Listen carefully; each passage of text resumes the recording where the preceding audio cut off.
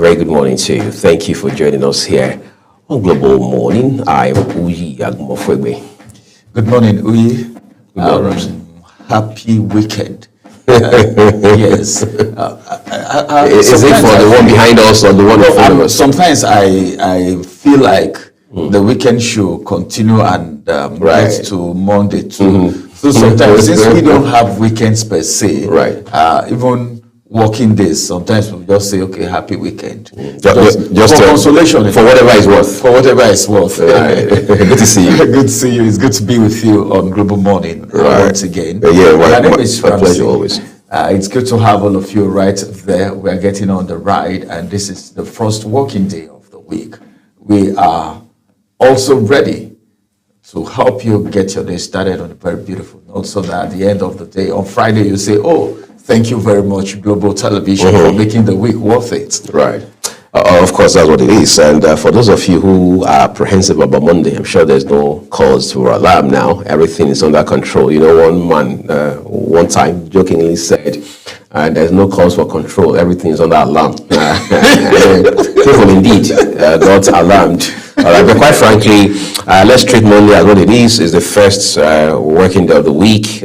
Just all of the plans you made yesterday or even the whole weekend, let's begin to roll them out one at a time. Seek collaboration and just no pressure, right? Just ensure that you're realistic and you continue to stay consistent with whatever commendable, laudable, legitimate cause that you're pursuing today and for the rest of the week. One of the things that happened this past week, Ramsey, is something that we can say is historical in a sense, all right? Which is the fact that the Constitutional Review Committee of the National Assembly, of course, it's a joint committee actually, the Senate and the House of Reps, right?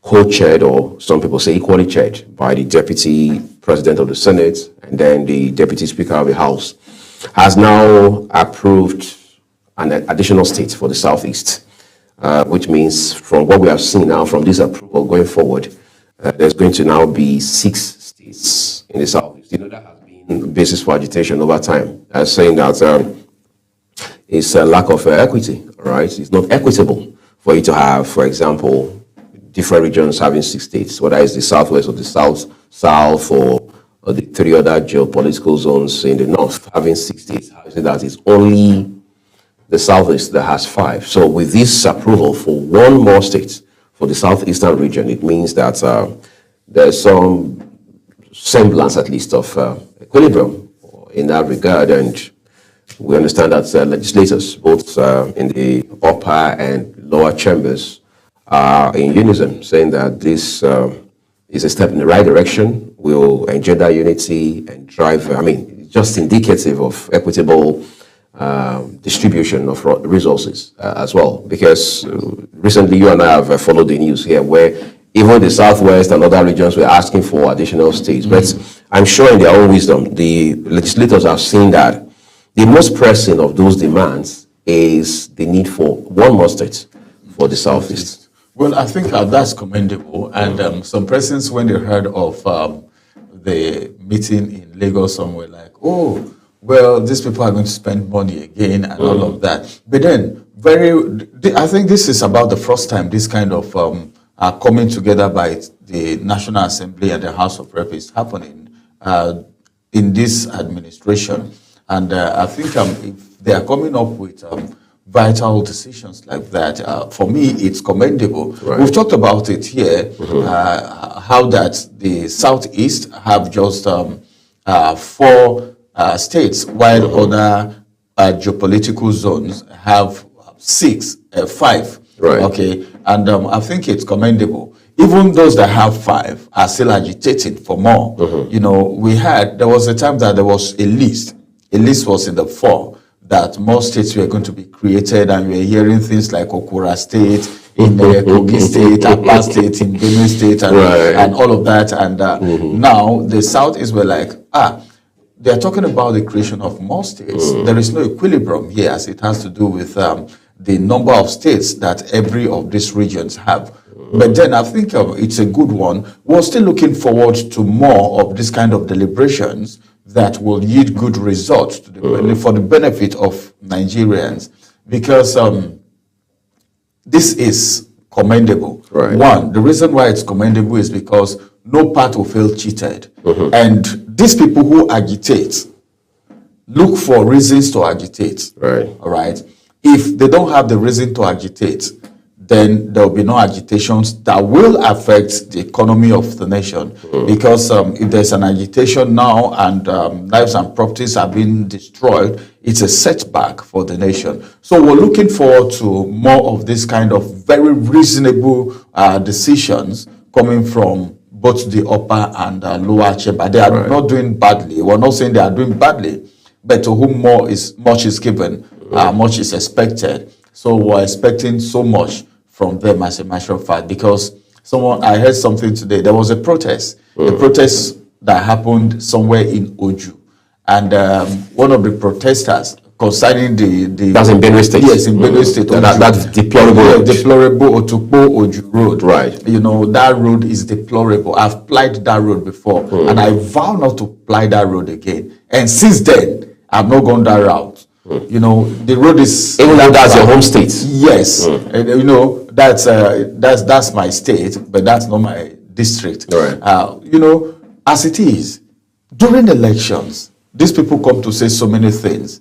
House of Rep members, people who are aspiring to be senators, governors, they use that road as a campaign strategy. And you know, the people, because that's what they want, they will vote en masse for these people. Then at the end of the day, it will be left undone. There was a time that the wife of the wife of a minister in this country, a pastor, the wife of a pastor in this country, during the burial of the father, did a part of the road. You know, this is an individual. Right. You know, did a part of the road. If every Nigerian or people in government can do something like that, I think it will go a long way. Let's all do, if we can't do everything, let's do, even if it is 2 kilometers. The road is not even too long, you know. So I think if these decisions keep coming and Nigerians are happy about it, right, I don't think 2027 will be too much of a stress. I'm not so familiar with that road. In fact, I started following the story once our correspondent who is on the ground there, Felicity Nderi, sent in that report. And from what I'm hearing, it's a federal road. You know, governors always have, or state governments always have that excuse of it's a federal road. There was a time in Edo State, for example, we saw how that the former governor, Godwin Obaseki, had put signages on the road, on some federal roads, saying that please bear with us, this is a federal road and things like that. I think it's embarrassing. Governors should do better. While we are not saying governors should now automatically take on the responsibilities of the federal government, it is also important to state that governments, regardless of the level, is about responsibility. It also means that the state governors must find a way to be creative enough, collaborate with the federal government and get it done. See, the people in your states really are not as concerned about whether it's a federal or state road as they are interested in seeing that there's development, especially as we're discussing this morning on the show, in the area of infrastructure. Like you mentioned, Ramsey, we have seen it play out across virtually every state in this country, where you pick a road, you pick a school, you pick a particular gully site, you say, once you vote me in, I give you my word, within 6 months in office, blah, blah, blah, blah, blah. And nothing happens. You see, it's the reason amongst other reasons, people can trust politicians. That's number one. Number two is, most politicians are short-sighted, so to speak, because they don't seem to realize that 4 years won't be forever, all right? A 4-year period will cycle out. You're coming back to ask for votes again. How are you going to look at those same people in the eye, ask for their votes, using the same, who knows, reason, whether it's road or market or hospital or school or a gully erosion site as a campaign plank or something? It doesn't work. So it shows that, again, this is a reminder we must continue to hold our state governments accountable. We're also seeing where some governors were, if you like, responsible and proactive enough, right? To say, look, this road really is a federal road. But going forward, we're going to fix it. Every kobo required will make available. All the responsibility we will shoulder.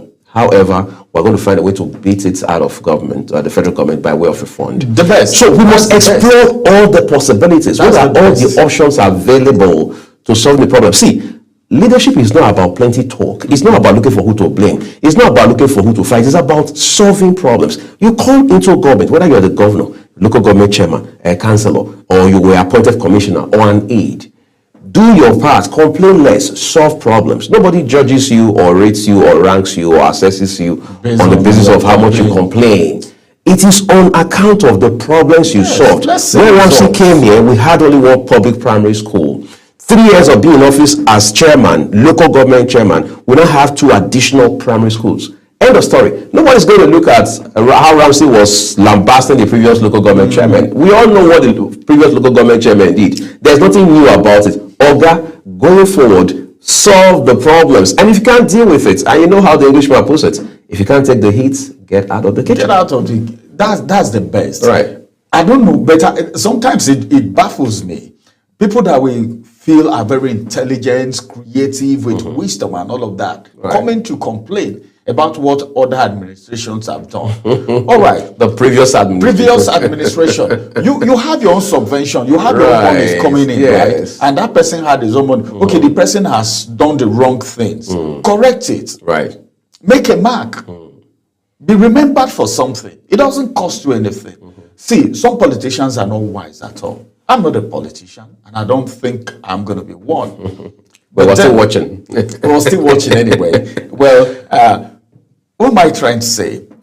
The truth is this: if you are a wise politician, no matter how much you embezzle, by the time Nigerians are seeing you do 1 or 2 things in their community, in their state, you know, they are seeing infrastructure, not the very buoyant, gigantic elephant project, even if it is a small project, but let them see something on ground that they can point to. But nobody will hold you responsible for taking monies. But this one that, I don't know how that thing happens. It's as if by the time they get there, they scope this money, not minding whether the people are saying anything. Like you said, you won't be there forever. Was it in 2023 also that someone went for a campaign and the person was being stoned? Imagine that. There must be a reason for that. There must be a reason for that. Walled and stoned, you know, it's bad. So there is nothing bad if we can actually try to correct the wrongs instead of just complaining. Money, fresh money is coming in. Right. Okay. Even like, okay, take Benue State for instance, where people were crying, salaries were not being paid, this and some other state where they were crying for salaries, minimum wage and all of that. Are we still hearing of that? Not so much. Because somebody has stepped in. Because somebody has to solve that problem. All right. I'm not even keeping eyes on the governor. But in that aspect, because this is more like a civil service state where agriculture. So the least you can do is ensure salaries are paid and when needed. Especially for teachers, civil servants. That is the only thing they depend on. Most of that, people can't go to farm anymore. Right. You know. So how do you expect them to survive? So how do you expect them to live? So these little things can stand the test of time for politicians in case of the nearest future. So something needs to be done, Edsa. Let's apply wisdom and get creative for once in Nigeria. Right, so leadership creativity. Just yesterday I was discussing with Mukhtar Kasim. We're talking about leadership and we're talking about things around executive intelligence, emotional intelligence and all of that. And you come to realize that leadership is, after we're speaking of the grammar, it's just about taking responsibility and solving problems in such a way that at the end of the day, that small space that you lead, regardless of in what capacity, over time you are able to move it from point A to point B. And hopefully politicians and all of those who have a privilege of service, as I always call it, are listening and taking a cue from this. So taking a quick break, everyone. We'll return shortly, talk a little, and just to let you know that our motivational segments will debut on the program this morning. Do stay with us as we'll let you in on that in a bit.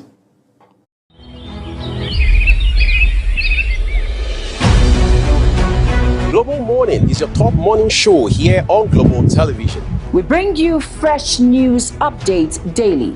while delving into a variety of current affairs and topics.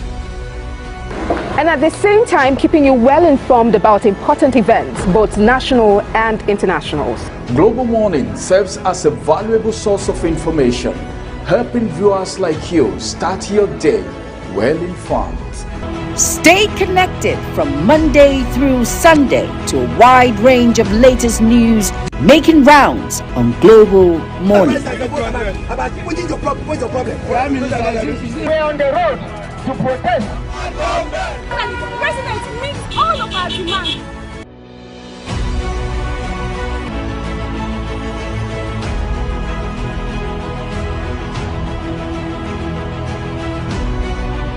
This is Global Morning.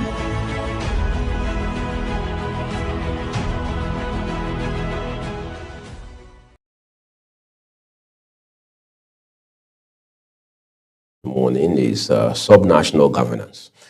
What impact they are making, whether they are governors or local government chairmen, in particular the governors, to what extent are the people holding them accountable, and how's that coming? Because we understand following the suspension, well, we can say the removal of fuel subsidy in 2023, which has been the case for well over 2 years now, states now receive far more in monthly allocation than they had ever received.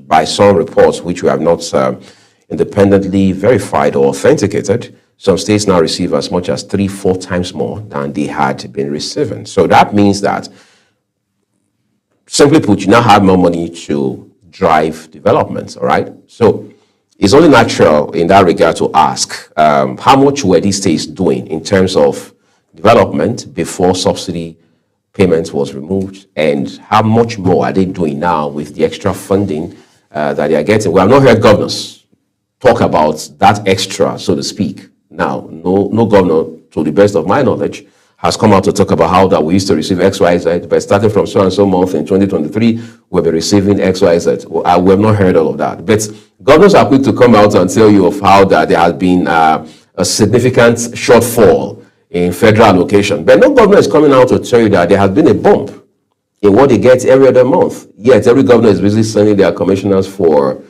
finance to Abuja every other 30-day period to come pick up federal allocation. That's in addition to their IGRO and what have you. So it now makes us want to sit down for a minute and ask ourselves, what exactly are the governors doing for us? Because we still have governors who behave more like emperors, governors who administer their states from this standpoint of doing the people of that state or of their states a favor. It makes these governors make it look like they brought some money from their personal bank accounts and those are the monies they are using to fund projects in their state. Whereas it is Nigerians, the same citizens, who are paying taxes, who are contributing one way or another to the national purse. And just so we are clear, the oil from which we get the bulk of our revenue is owned by Nigerians, all right? You talk about what we realize from tax and say excise duties and all of that. There are still monies that belong to Nigeria, monies that come from Nigerians.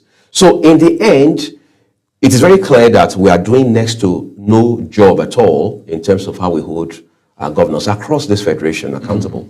I think if it were possible, I would have even advised the federal government to go and use that money, put up infrastructures in this state instead of giving it to the governors. To the governors. But that's a challenge, Ramsey. I'm sorry I have to bump you for a second. There's already a framework around this, and it is statutory. You have the Revenue Mobilization and Allocation Committee, all right, that shares, commission, I should say, that shares these monies every month. So they already have their formula for doing this.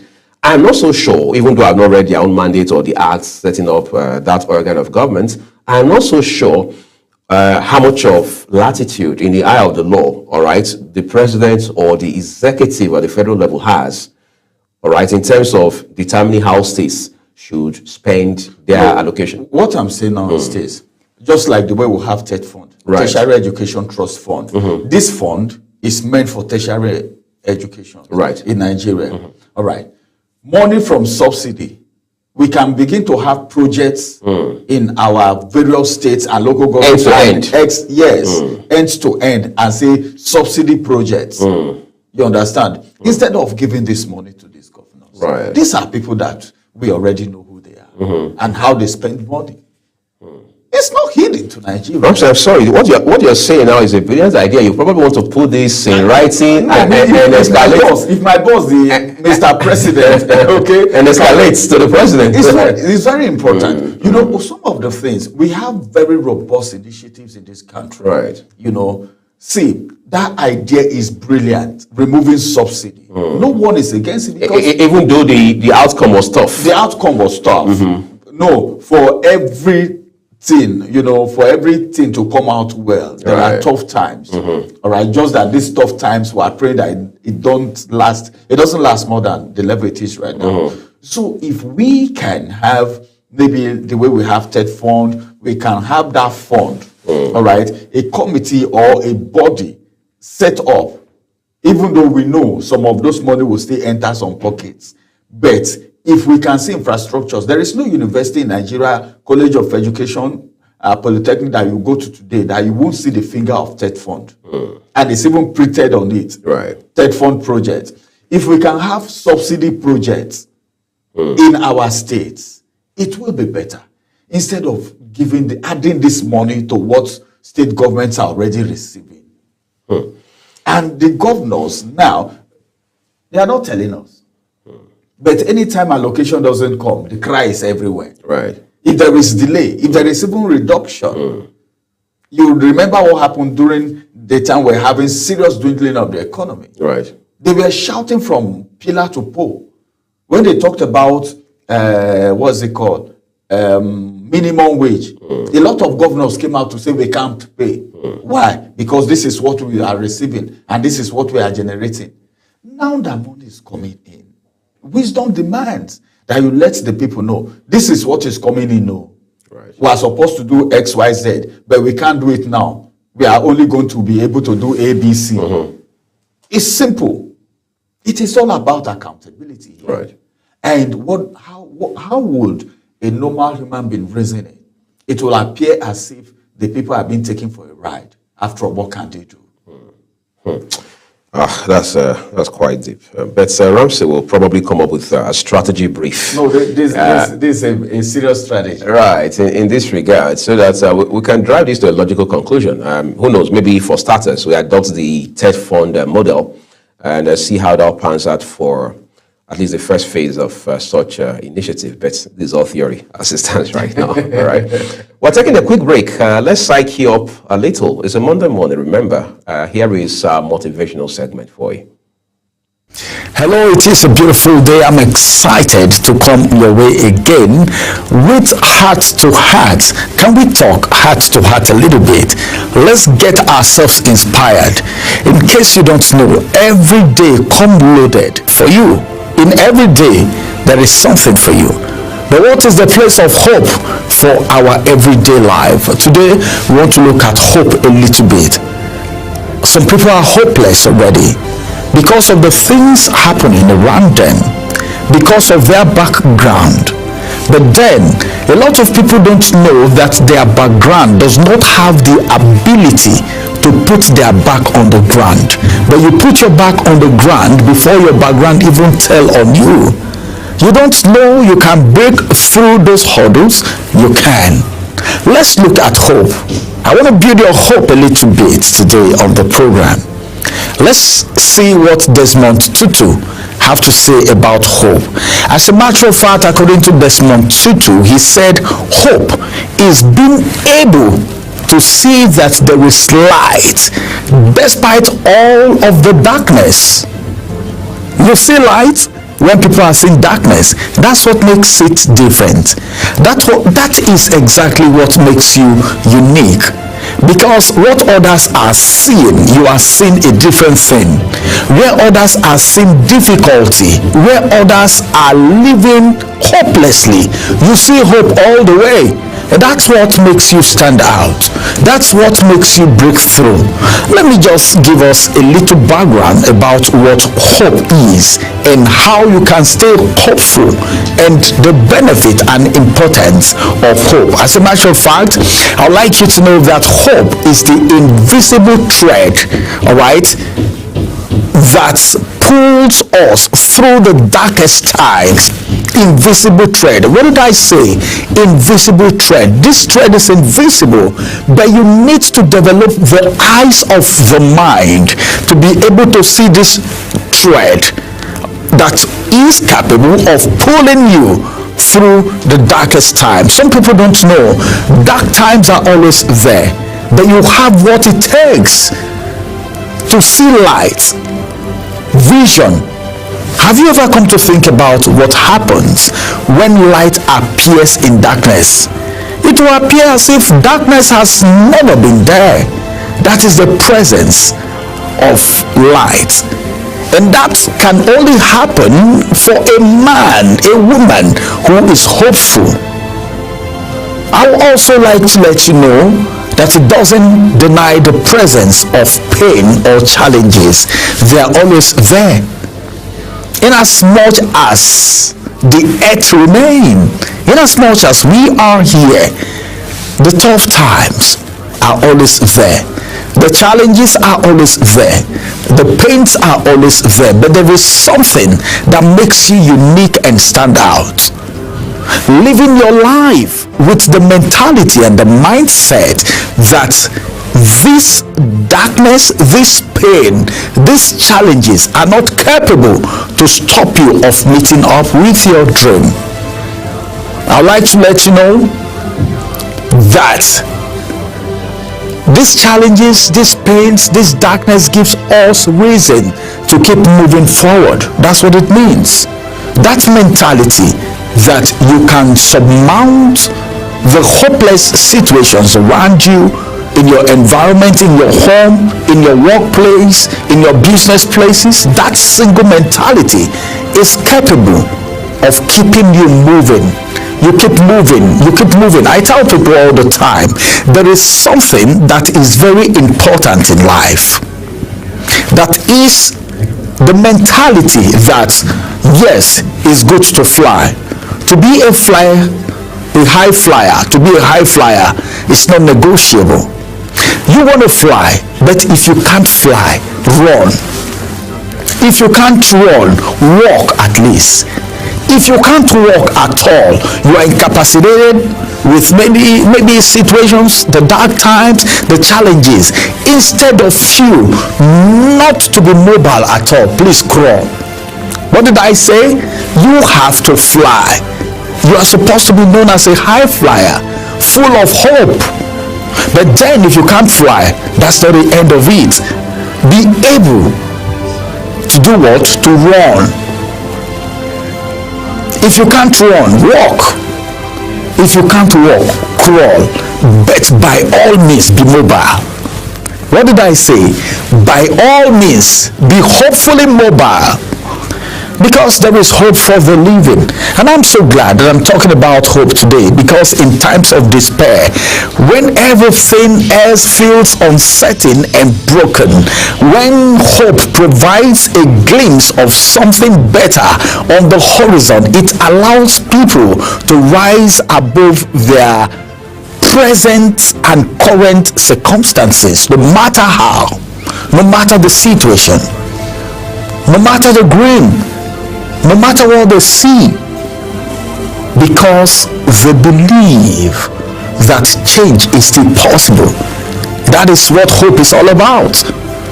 But then you should also remember that I am talking about Desmond Tutu today because he's a man of hope. Desmond Tutu has a quote. What does the quote say? That quote that we just read before we got started reminds me personally that hope isn't about just ignoring difficulties. Ignoring difficulty is not just it all, but I believe that it is about believing that difficulties won't last forever. That is how a man of hope thinks, reasons that difficulties, what did I say, doesn't last forever. It is for a time. You know, let me say this, this might surprise some persons, but you know that if you are always surrendering to difficult times, difficulties will always want to embrace you. That's what it means. But if you know that this difficulty is for just a moment, then you keep pushing, you keep pushing, you keep pushing, pulling out, putting forth for light, because that is darkness. With that hope and that belief that difficult times, challenges, pains don't last forever, gives you the hope that light will soon shine in the midst of that dark time. And I also want you to know that it is time that we all need to give light the chance.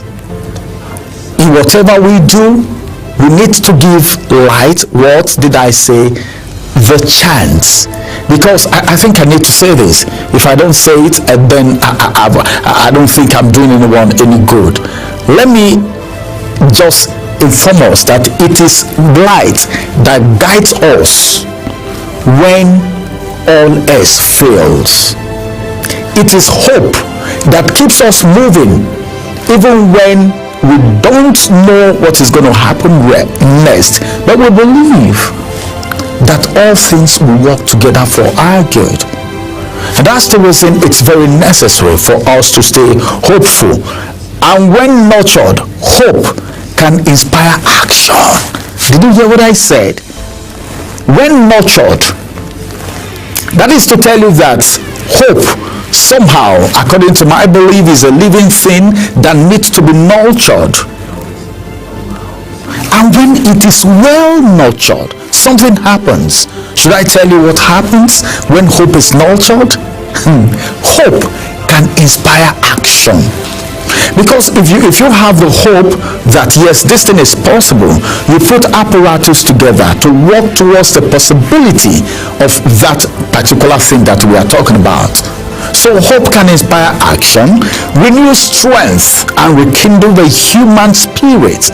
It also gives meaning to endurance and helps people stay anchored on everything around them. Especially when things around you is shifting, shaky, there are storms, there are dark times, people don't believe you anymore because of one situation or the other, and you stay hopeful because you are seeing something that no one else is seeing, and that keeps you going. That keeps you going. You keep building your hope. You keep emphasizing on the things that can make you stand out in everything that you do. All right, I believe someone's hope has been restored today. I believe someone who is about giving up, someone who feels there is no hope anymore because of a particular situation, is getting the hope revived again. Please revive your hope, nurture it, build it, allow it to grow, and it will keep you going. Rekindle that hope again. Maybe you were hopeful, but at some point in time something happened and the light of your hope dimmed down and it's nowhere to be found right now. Go look for it. Get that hope back again. Stay hopeful and stay on track. My name is Ramsey Enoch. Thank you.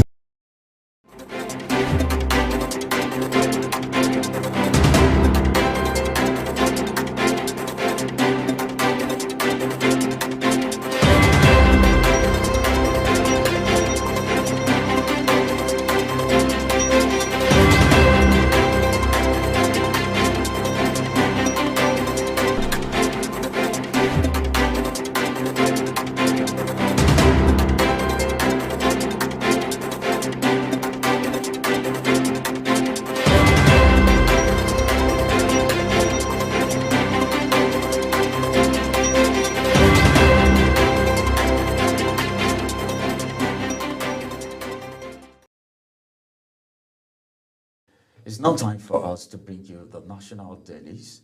Let's get to see what the papers are saying this morning, beginning from the Leadership newspaper. And on the Leadership newspaper this morning, we have some very striking headlines. The first one here says, residents doctors starts indefinite strike November 1. Indefinite strike, strike before now. So this time it's going to be indefinite strike that they will be going on. All right, let's quickly look at the next paper. The next paper here is saying Nigeria records of $50 billion cryptocurrency transaction in 1 year. Cryptocurrency transaction in 1 year. That is Nigeria here, recorded $50 billion. Talking about dollars here. And right beside that story, you can see the picture of the coordinating minister of the economy in the person of Wale Edun right there. Now to the next story. National Exam Council sets up UK Center, targets 10 orders.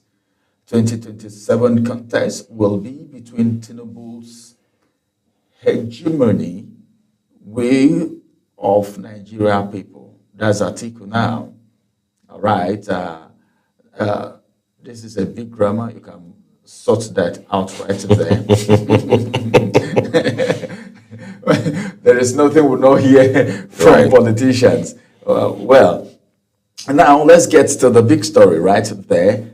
The big story said, analysts upbeat as Dangote refinery begins expansion to 1.4 million barrels per day. He promised that, and let's see how this expansion will help Nigeria. One writer to that story. And the writer says, Aliko Dangote says project will create 65,000 jobs, make plant biggest in the world. That's a good one. Let's see, because anything that will bring employment now, I think Nigerians will embrace it.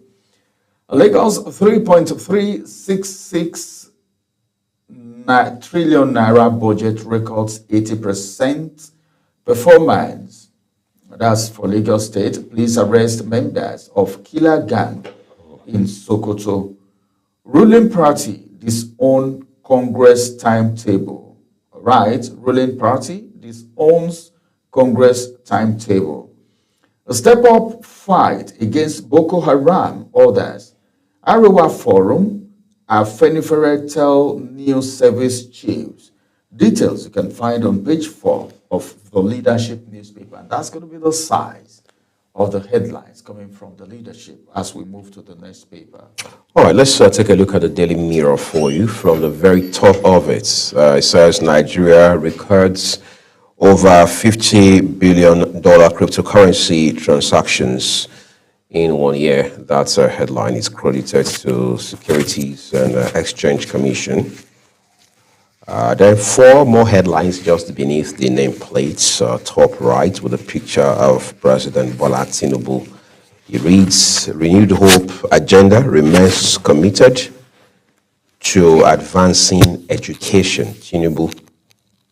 Chinese firms invest $1.3 billion in Nigeria's lithium sector.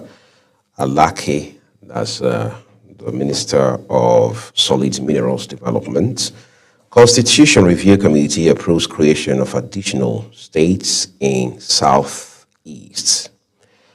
One kicker here says, unmet demands resident doctors to commence indefinite strike. November 1. We have 2 writers accompanying that story. The headline, mandates NOC to ensure full compliance with directive, implement strike monitoring enforcement measures, accuses some government, non-government actors of evil and exploitative plans against our resident doctors. Those are quite weighty allegations, no doubt. Dangote refinery to expand daily production to 1.4 million barrels. Originally, it had been 650,000 barrels per day. All right. Comments Tinubu's reforms, projects $55 billion annual revenue. Plans NGX listing to empower Nigerians. That's a listing on the floor of the Nigerian Stock Exchange. Those are your headlines from the Daily Monitor today. Let's turn to the the Nation newspaper now. All right, let's quickly look at the Nation's newspaper this morning and see the headlines that we have from there. On the Nation's newspaper, this one says, Supreme Court Justice worried about lawyers' poor legal knowledge. All right. Nigeria records over $50 billion in cryptocurrency trading. Police uncover baby factory in Ondo. Rice price crashes across Lagos markets. Let it spread to Abuja market too, please. I tell you the truth. Market is market. Market is market. let it spread to Abuja market too. All right. National Assembly Constitution Review Panel proposes 6 new states. All right. National Assembly Constitution Review Panel proposes 6 new states. If you want to know the states, then pick a copy of the Nation's newspaper. Won't write it to that story. And the writer says, 1 state per geopolitical zone. Committee to pick out of 55 requests. That's difficult. Picking just 6 out of 55 requests. Right. Dangote Refinery eyes $55 billion turnover on 1.4 million barrel per day expansion. 2 riders to that story. Tinubu's reform pivotal. Listing on NGX next year. That's beautiful. Now, let's get to this story, which says how PDP governors settle for Turaki as consensus candidate. All right. Now, let me take the last one from here. NECO opens up exam. Okay. Said NECO opens UK exam center for Nigerians in diaspora. Meaning, if you are in UK now, you can take the National Examination Council. Yes, NECO, right? NECO. You can take it right from the United Kingdom right now. I think that's beautiful. Those are the headlines from the Nation's newspaper. I think the next point of call is New Telegraph. Right, thank you, Ramsey. And we begin the New Telegraph with the star headline right there for you. Service chief's removal, revised HTACOS provides for 2-year tenure investigation. The writers say how service records competence guided president's choices. Sources, major reorganization across strategic, tactical, operational levels looms. New heads for screening, confirmation this week. So move up higher now, top left corner. Sanwo-Olu, Okpebi Mende Link Bridge to be opened before December. Defense demolitions around Trade Fair Complex. All right. What's more, insecurity. Bandits impose 15 million naira levy on Sokoto community. Residents appeal for help. Quite a sad development there. More like a parallel government. Dangote to expand refinery to become world's largest. NECO establishes examination center in London. Ramsey brought us that headline from the Nation newspaper a while ago. Above the nameplates, airlines, marketers' frustration mounts on local sourcing of jets A1. That's the kind of fuel that aeroplanes use, right? Crypto activity in Nigeria surges to $50 billion amid weak participation. Anambra Guba voting to take place in 5,718 polling units. How Amubuton can succeed as INEC chair by lawyers. Read up those details on pages 2, 14 and 16 of the New Telegraph today. Eyes on National Assembly as Constitution Review Committee receives 55 proposals for new states. SDP crisis, faction expels ex-presidential candidate Adebayo, 5 others. Accuses Agunloye of undermining party discipline. It's interesting how that Prince Adebayo, who had run for president on the platform of the party, for some people seen as both the poster boy and the brand ambassador, so to speak, of the party, has now been expelled. Well, the drama continues into 2027, no doubt. Unmet demands, resident doctors to begin indefinite strike November 1. And then lastly, on the foods of the front page, my favorite part, warm foods ease anxiety, improve sleep. That's according to some study. I'm sure you would like to read up on page 26 of today's issue of the New Telegraph newspaper. All right, let's flip it over to the Daily Trust newspaper now. All right, thank you. Let's get to the Daily Trust newspaper, beginning from the big story. The big story says farmers, federal government disagree over drop in food prices, meaning farmers are saying food prices have not dropped yet. Mm-hmm. High rent driving us out of Abuja residents. High rent driving us out of Abuja.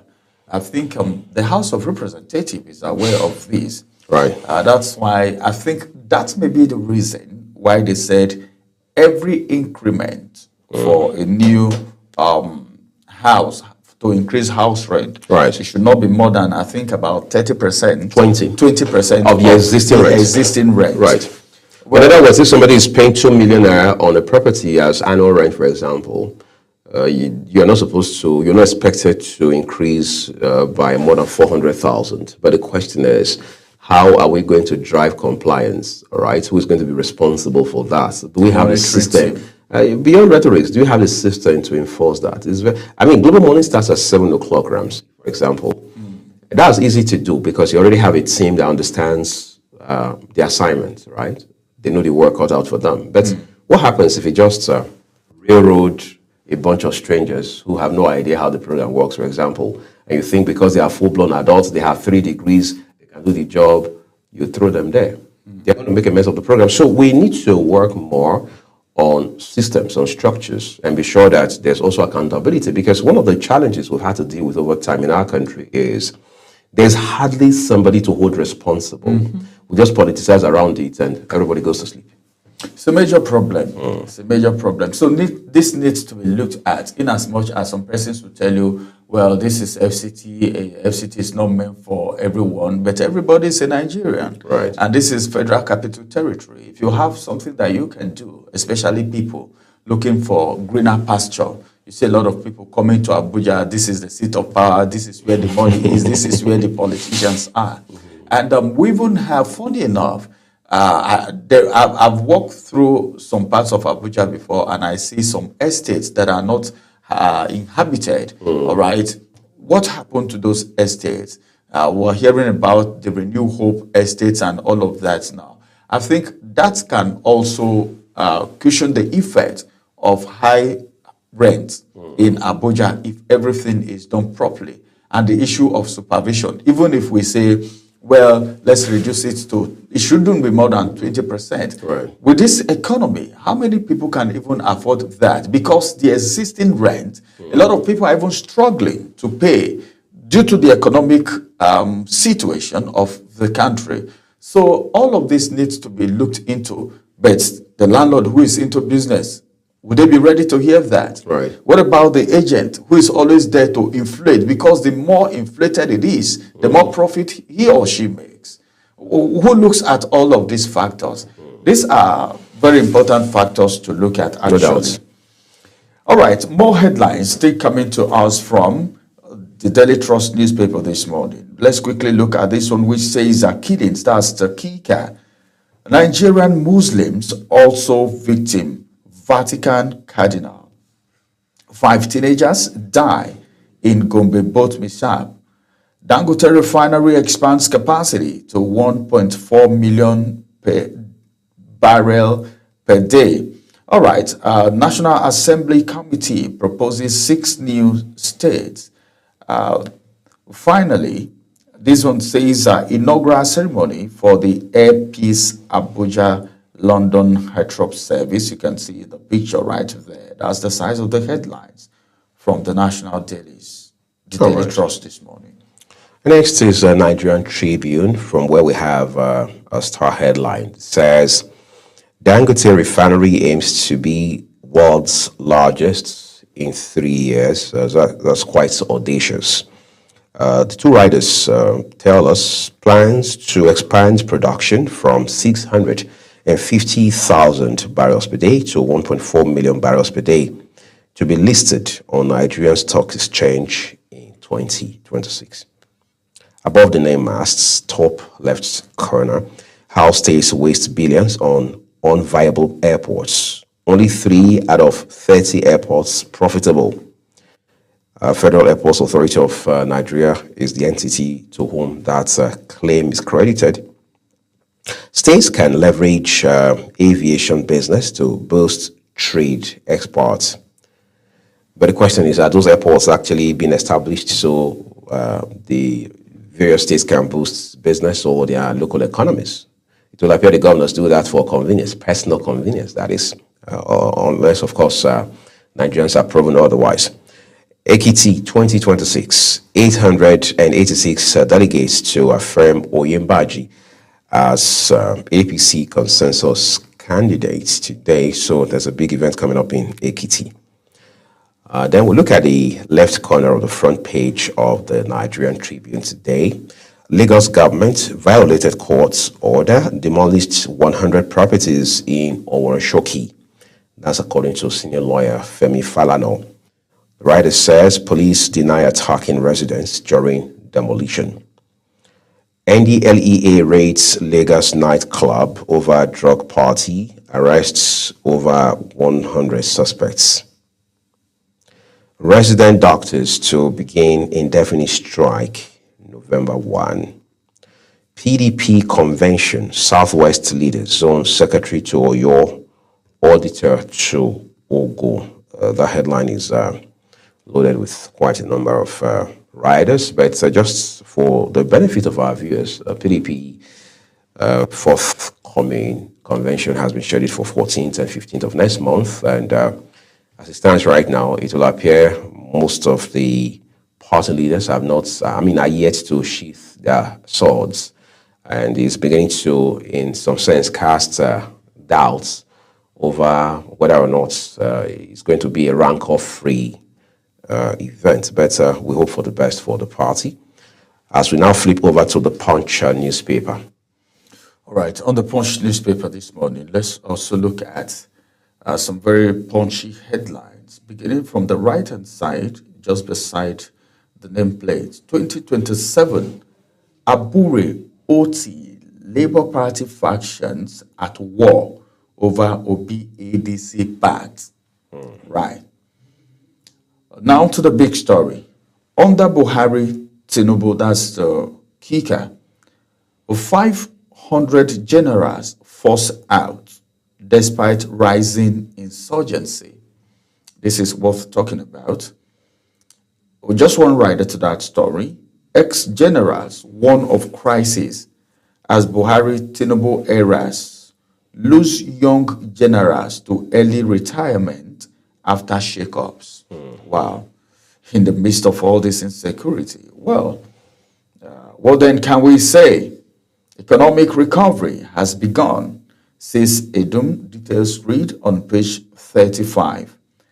Delta deploys Airbus A330-900 on Nigeria route. CBN pumps $1.25 billion into fuel import, others in 3 months.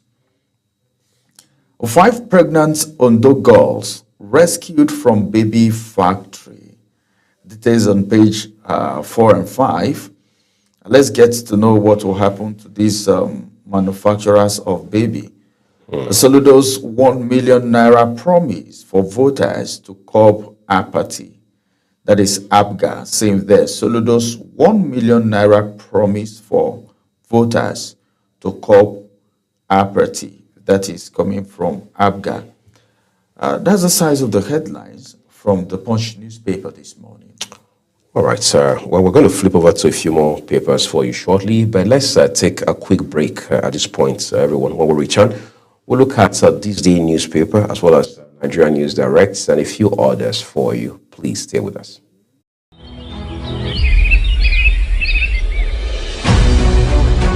Global Morning is your top morning show here on Global Television. We bring you fresh news updates daily while delving into a variety of current affairs and topics.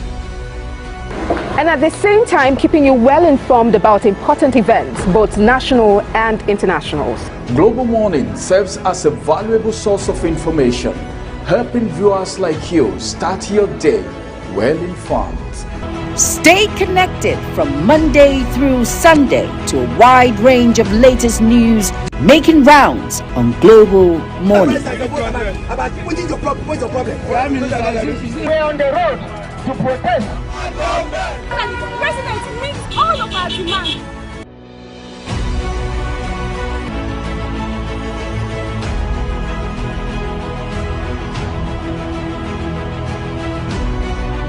This is Global Morning.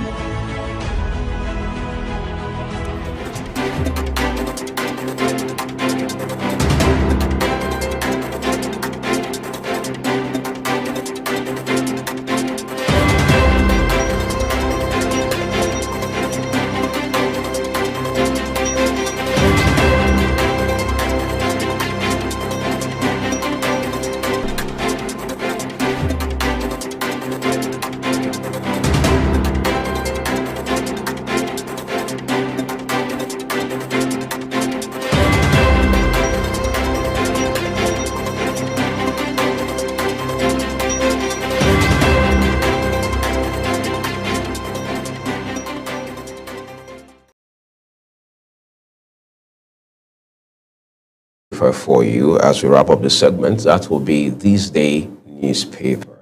Above the nameplate of This Day newspaper says Dangote projects over $55 billion annual revenue from refinery as Afreximbank considers fresh $5 billion expansion credits. About 3 riders accompany that headline for you. Just again, immediately beneath the nameplate, Lamido joins PDP national chairmanship race, peaks nomination form today. All right. Then the star headline.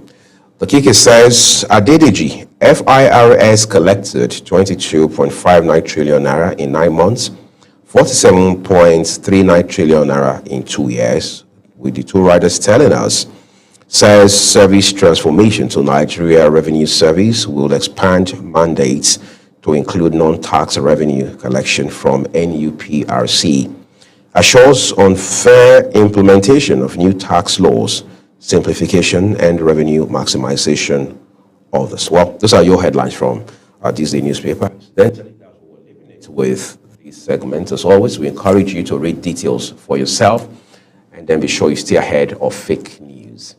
Remember that all of the headlines we bring for you are exactly as published by their respective publishers. Global Television or the team here on Global Morning does not in any way contribute to them.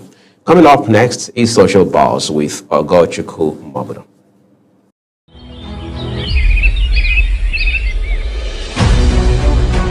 Global Morning is your top morning show here on Global Television. We bring you fresh news updates daily while delving into a variety of current affairs and topics. And at the same time, keeping you well informed about important events, both national and internationals. Global Morning serves as a valuable source of information, helping viewers like you start your day well informed. Stay connected from Monday through Sunday to a wide range of latest news making rounds on Global Morning. We're on the road to protest. And the president meets all of our demands.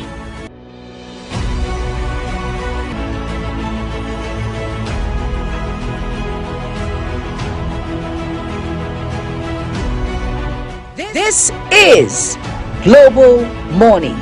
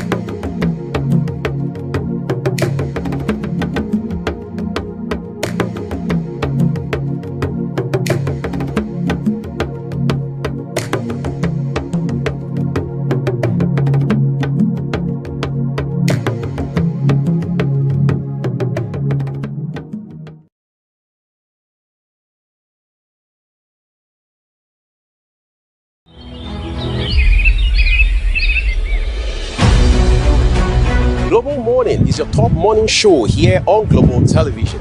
We bring you fresh news updates daily while delving into a variety of current affairs and topics. And at the same time, keeping you well informed about important events, both national and internationals. Global Morning serves as a valuable source of information, helping viewers like you start your day well informed. Stay connected from Monday through Sunday to a wide range of latest news making rounds on Global Morning. We're on the road to protest. And the president meets all of our demands.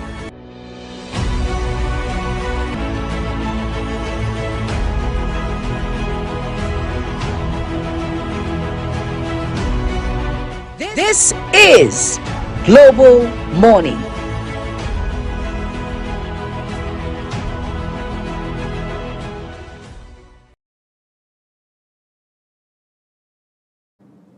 Good morning, the Global Morning crew, and good morning to you, our viewers. I am August Kumobino. Welcome to Social Buzz here on Global Morning. I must tell you that it's been a lot of buzzing, trending issues on social media. But because of the sake of our time, we're going to be taking just one of them, and this one is a bit of a national issue that was raised by the former presidential candidate of the Labour Party. We know who we're talking about, Peter Obi.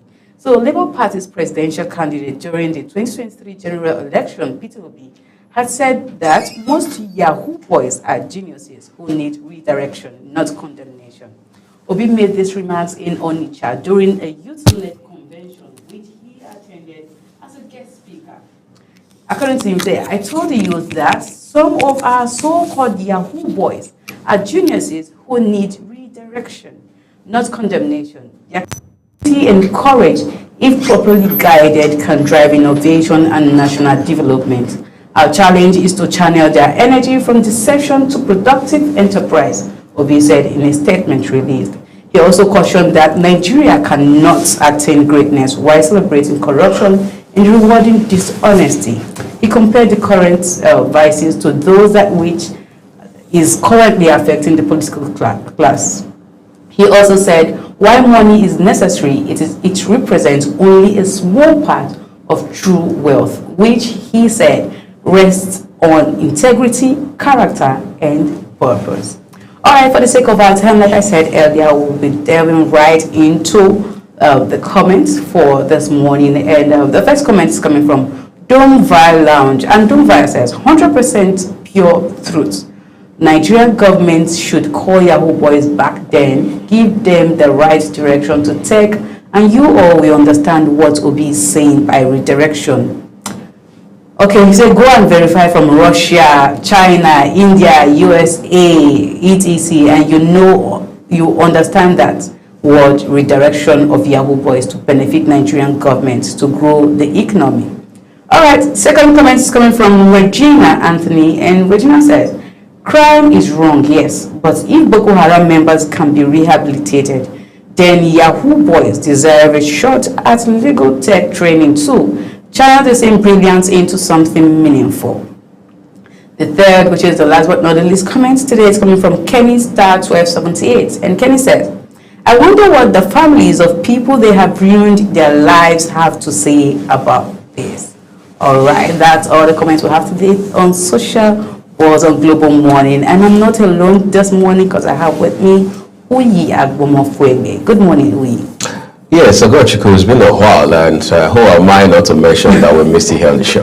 Thank you so much. I'm back now. Right. All right. So I read through it and you listened, and sometimes when you mentioned this, I could remember vividly when he actually said this, but it's actually surfaced again in social media, and I must tell you that there are good comments, a lot of good comments, but then some persons do not agree, which is a normal thing. So I'd like to ask you of your opinion to what he said. Someone in the comment, I must say, said if they can rehabilitate Boko Harams and these people, why can't they do that to Yahoo boys? So I just want to ask, is it a risk to rehabilitate and redirect these people just like Mr. Peter Obi had earlier expressed?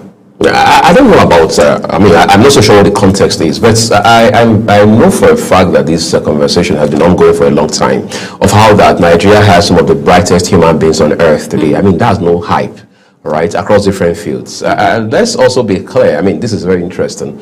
The bulk of these guys who do this internet fraud that we popularly and colloquially refer to as Yahoo or Yahoo, have next to no formal education. Some of them dropped out in between their junior secondary education phase and all of that. But they've become street-wise, as it were.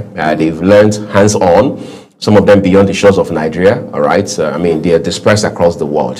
So the question is, how do you call them to order? To use a phrase from one of those maybe from Mr. Peter Obi himself. Okay. So the first thing I assume will be to have an environment that encourages young people to thrive, an environment that creates opportunities for people to latch onto, to jump on, whether it's in agriculture, is in tech. And now we're talking about the digital economy. How much are we doing for the next 3, 5, 10, 20 years? All right. How are we leveraging population, especially youth population?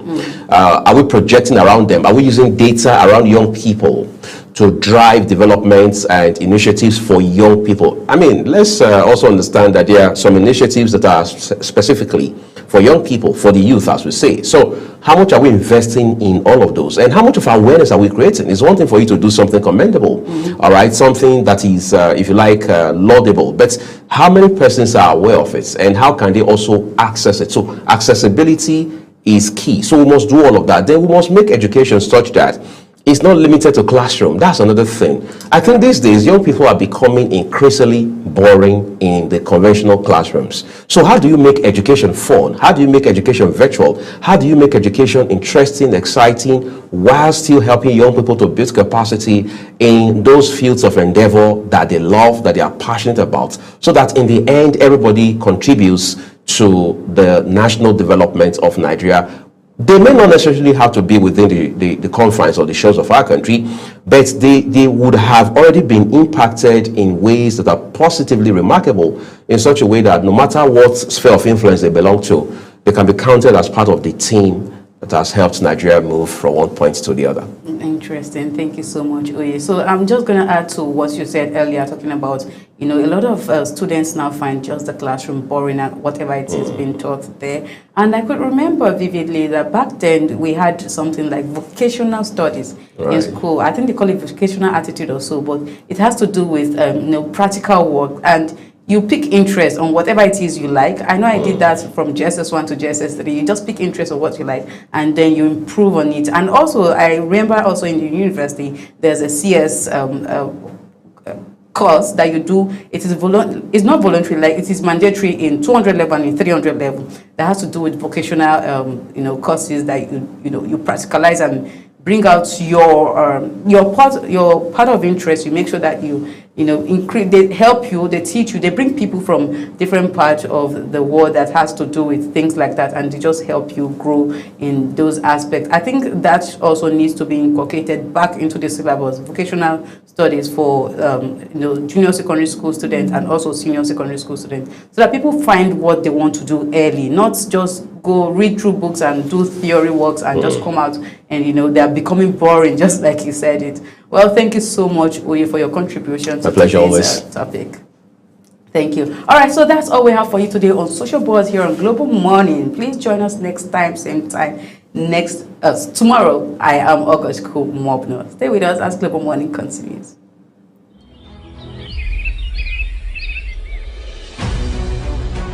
Global Morning is your top morning show here on Global Television. We bring you fresh news updates daily while delving into a variety of current affairs and topics.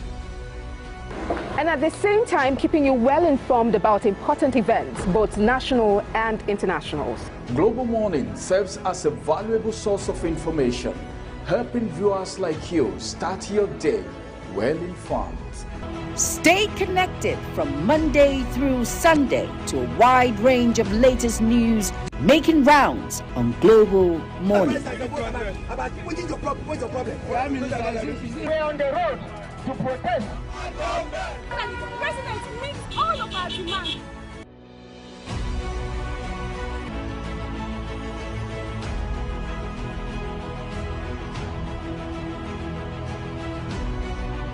This is Global Morning.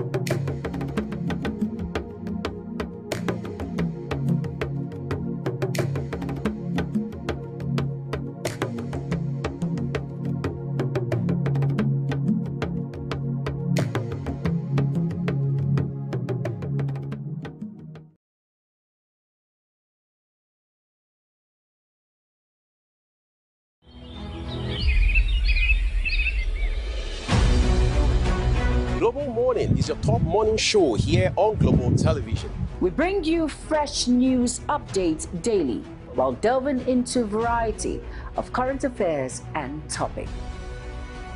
And at the same time, keeping you well informed about important events, both national and internationals. Global Morning serves as a valuable source of information, helping viewers like you start your day well informed. Stay connected from Monday through Sunday to a wide range of latest news making rounds on Global Morning. We're on the road to protest. And the president meets all of our demands.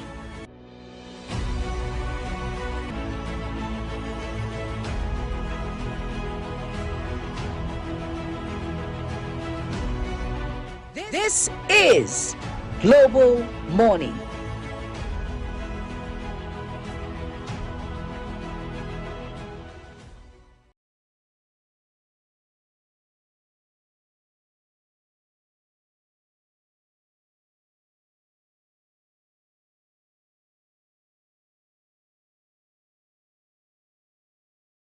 All over Africa.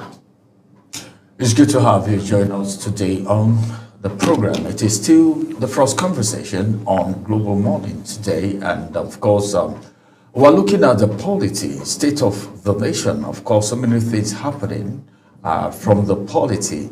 We are quite aware of the fact that Amopitan has actually taken charge of the body responsible for elections in Nigeria. A lot of people are asking questions. Some persons are saying, well, now we have a lawyer, okay, a legal practitioner now handling this very sensitive office. And the president, on his own part, gave a marching order that INEC will need to be free and fair in the conduct of the elections. And Anambra is going to be Mopiton's first test. From there, we'll also look at other issues. As you know, there is a meeting going on, a joint meeting of the National Assembly and, of course, the House of Representatives going on to deliberate on issues. We'll be x-raying Nigeria's political space today. And, of course, my guest is already seated. So good. I think, if you ask me, there wouldn't be any other person to discuss these pertinent issues with on this platform today, apart from the lawmaker that we have seated in the studio right now, a former lawmaker.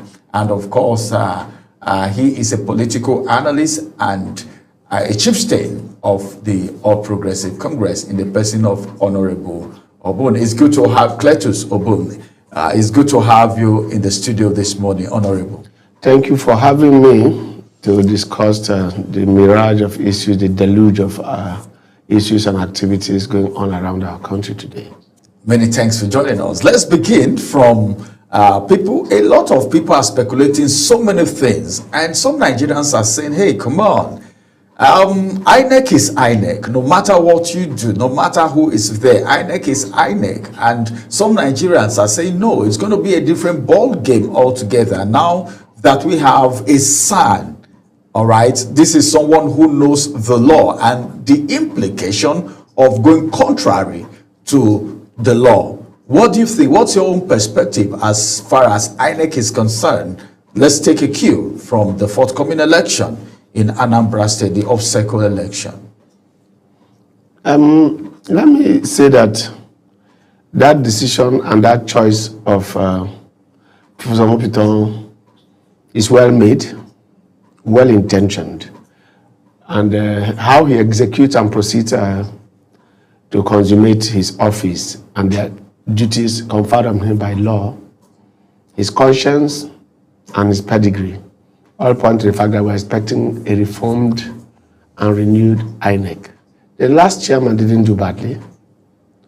Take it or leave it, most of what he has done were massive improvements, quantum leaps in our electoral processes, attempt to digitalize our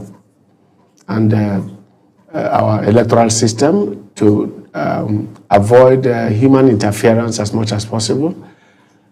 technology failures and others notwithstanding, we can say to some extent that Nigeria has massively improved in its electoral process. And Omopito now has his job cut out for him to continue to add to the building blocks of our democracy by bringing out election results that will be, to some degree, seem to be consistent with the will of the people. I have no doubt in my mind that Omopito can do that. And no Nigerian has faulted his pedigree, his past, and his credentials. He has proven that he can do the job, and we expect him to do the very best. But Nigerians must also, this is where my problem is, you cannot bring an angel to preside over satanic agents. What do I mean? No INEC chairman has ever gone to any polling unit to write results. It is results that are brought, manipulated by electoral officers. Don't forget that 70%, if not 80%, of those who conduct elections are not INEC staff. But INEC takes the blame for everything. INEC takes the blame. So what does that mean? I'm driving to the point that anything and everything that happens rests with us as citizens. The effort that is put to manipulate elections is from the electoral class, the political class who are contesting elections. Never INEC. INEC has no interest about who wins election, because whatever you do or win, is an INEC staff, he remains there, he collects his salaries and others. It is those who are brought to come and assist INEC, because it is not possible for some of the four local governments, over 8,000 polling units in Nigeria, for INEC to get 8,000 or 80,000 staff to deal with that. And the entire process that begins from the preparation, voter education, registration, voting, counting, and all that, for you to ask the INEC rec, not to talk about the INEC chairman in Abuja, to be able to follow that up. It is the politicians, it is the contestants, it is the candidates, it is their supporters that do everything to manipulate the system, sometimes including threats, sometimes including killings, sometimes including hijack of materials and all that. Now that it has become electronic, I think the reduction in human interference has somewhat brought some kind of credibility to elections. But there are still gaps to be filled. There are still corrections to be made. And I imagine that by the time this INEC chairman, being a lawyer, comes with his own proposals, and I expect that there will be some sanity within the political class to accept results. Nigeria is not as bad as we are talking about. I have seen people who lost elections and congratulate, yes. The highest being the president of Nigeria, Jonathan, who lost election and put a call across. In fact, in his own words, he didn't even tell his supporters, because they would never have accepted with him that he should surrender. As far as they're concerned, they were losing their grip of power, so they were not going to accept. But he knew what he wanted. And that is why it is pitiable that people want to bring him from his high horse back to the murky waters of Nigerian politics to ask him to recontest just because he wants to do another 4 years. He was looking for 8 years and he did 6. So if he's looking for another 4 years, what does he want to prove? So for me, he has carved a niche for himself by that singular act of putting himself within the pinnacle of political probity and beyond the reach of the mess that we have as Nigerian politics. So he should stay up there and let the world see him for who he is, a credible Nigerian who proved that people can lose elections and still accept the results. So I don't think that bringing him in will be there. So for me, Omopito is in a right position at the right time to carry on the job that his predecessor has left. The few errors that are left, he has to dot the I's and cross the T's and make Nigerian politics what it ought to be. We have voted in this country in which everybody agreed that it was the freest and fairest election in which we queued and showed who we wanted to vote for. So if we are going to go back to that, if it worked for us, why are we dodging from it because America says so? Why are we going to do secret ballots when the open ballot favored us? Everybody knows from the queue that you have lost the election. So you don't need to go and say, I have been manipulated. People are queuing and you are seeing them from the line physically. You don't need to do any counting. You will know that you've lost. So why are we dodging from that? So in your own opinion now, you are thinking that we should go back to option A4. Option A4. Yes. Where you see people queue behind whoever one person and you now know that you have lost. So the counting is a formality. Nobody fought. We sit on the same chair, finish eating, go to vote, mother and child, father and son. They walk into the queue. The children are standing on the other queue for their friend, and he's standing on the other queue for his friend. And then they now come back to the house. Why did you not stand with me on the queue? Nobody carried a machete. There was no violence in the 1993 elections. I participated, so I should know. I was already an academic. I was already a lecturer, so I was not told the story. I participated. So what happened? What happened? Why did it change? Now you can see in a family of 2 or 3, you see enmity because of party affiliations, even among political office holders. So what changed? How did we get to that position? The orientation first. The orientation. That is why National Orientation Agency should be funded sufficiently to make it carry. Imagine what MAMSA did to Nigerians on radio, one nation, one people, one destiny. It was the mantra was all there. The campaigns were more of an entertainment, and people putting more energy in that, convincing people to vote for them than coming to coerce people to vote for them or induce them with money. Money was secondary at the point. When you see the SDP campaigns and the NRC campaigns, even Tofa, who contested with Abiola, conceded, and he lost even in his own polling unit. He lost the elections and nobody fought. Nobody carried any knife. Nobody chased anybody about. There was no violence. So that showed that Nigerians were ready to accept results once they were free and fair. It is a process that people normally question, never the outcome. Once the process is right, everybody is ready to accept the outcome. But because the processes are always skewed, always manipulated, or people perceive them to be manipulated, that brings us to the point where violence erupts. So I believe that Obasanjo can take us back to the Home from Osu model, in which people were going to accept results even before they were announced, because they are already aware. Because people, now with technology, people can call you from every polling unit, from every local government across the country in a situation room to report that this is where we are. There are videos going on, there are tapes, there are calls, and there are recordings. So nobody, at the time, we didn't have this technology. Now you can see your result real time everywhere and get an idea of whether you are winning or losing. So the issue of manipulation does not even exist. So I think that we must have our own homegrown form of democracy that works for us. And that only way to do so is for us to be courageous like this president is doing. By the kind of appointment he's making, he doesn't seem to care that about his next election, he's about the next generation of Nigerians he's ready to produce. He's demonstrated that with rare courage. He's demonstrated that by the kind of things he's doing. Look at the security architecture. He's just gone to change it in order to give efficiency and give voice and give reality to the fact that security situation has to change. In the electoral process, he's brought in an Omopiton, a lawyer, a senior advocate. He's reached the pinnacle of all his careers. As a lawyer, he's a senior advocate. As an academic, he's a professor. In terms of he's got into the peak. You got a square peg in a square hole. All right, talking about appointments now, you're talking about how fantastic the president's appointment has been. More so that you are a chieftain of the All Progressive Congress. Now, let's look at the appointment of the security chiefs, the service chiefs that we just had. In one of the papers this morning, I think by that I will need to look at what that headline say. The headline, it's on the Punch newspaper to be specific.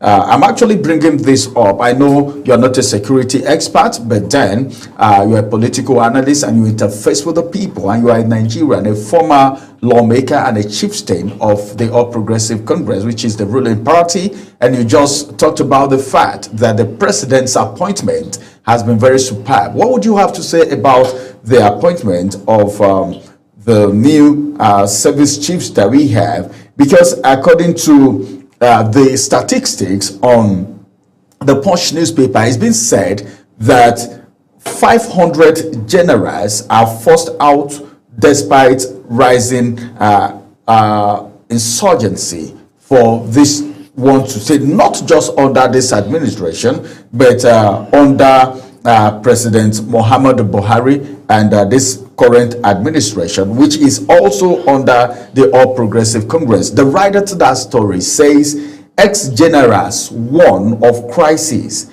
as Buhari-Tinubu eras lose young generals to early retirement after shakeups. What would you have to say about that? Just yesterday, a security expert on one of our baby sister station was saying about 100 and something officers have to be retired. Don't belabor yourself. For these ones to come in. So what do you think about this appointment this time? Let me say this. Part of my studies have been on military and politics. I've done sufficient research on this. Between Pakistan, India, US, and UK, certain traditions exist on the basis of seniority. People lose their positions in the army, but they have what they call the reserves, which is to say that you can retire, but you're on the reserve list. If you're an infantry soldier and there is a war that needs to be prosecuted, the Nigerian state goes for you wherever you are in retirement and say to you, lead this operation. So you are retired but not in any way disengaged.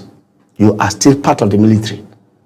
But in Nigeria, why these people are making this point, which I agree with totally, that it is a waste to train one recruit in the Nigerian army is so much.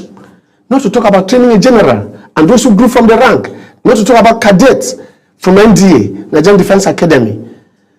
So go and retire them on the basis of promotion or appointment, political appointment of one person. What others do in other traditions also is to send them to the institutes for training. Send them to NDA, send them to Army Resource Center, send them to Oshodi. So they are still within the army and therefore still useful and can be drafted to take up operations and engage with what we call Cincinnati in Africa. Cincinnati is a Greek general who retired, but when his country was at war, he had to return from retirement to save the Greek city-state. This is what we want to see here. That is to say that you must keep these officers. Some of them in their 50s, some of them in their 60s, and you are retiring them after spending so much to train them. So what's the use of that? So taking away 100 plus is simply a drain, not just on our resources, but also on human resource within the military, and we need them. So it is my candid opinion and suggestion to the military establishment and the security apparatus. It is not just within the army and the armed forces, but also within other security agencies, the DSS, civil defense, the police. Some police commissioners who have been trained in forensics in other such places that in anticipation of what we are having now, are sometimes kept in offices without commands because of where they come from. Several of them suffer that, especially in the police. In the army, the same thing. So why do you spend so much money and so much time training these officers only not to use them? So I believe that these appointments should not follow the tradition of the others under the Buhari administration. They should not take away young generals, young officers.